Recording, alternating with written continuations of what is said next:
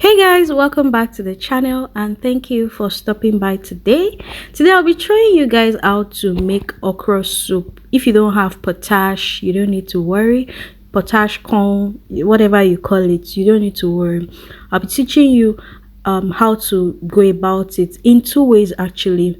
So another replacement for potash, that's corn, is either baking soda or baking powder, preferably baking soda if you have, but if you don't have baking soda you can also use baking powder.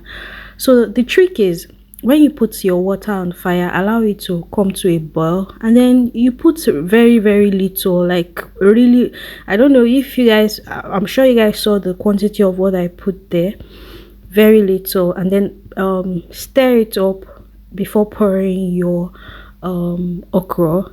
And then another trick to it is, if you don't have potash, if you don't have baking soda or baking powder, another thing is you can actually still make it and get the slimy texture to it. So what you need to do is, after pouring your okra into the boiling water, what you need to do is to start stirring. So long you know that your okra is a good one, to activate the slimy effect, just once you pour the okra into the hot boiling water, just start stirring. So that's like giving you three tricks, right? So if you don't have your corn, you don't have baking soda or baking powder, you can actually still get this effect by just activating your okra by, even with the fact that I put my baking powder, I was still stirring it, and you guys can see how slimy it is. So once you know that your okra is a good one, yeah, you can activate it by just keep on stirring it. That way you activate the slime out of the okra.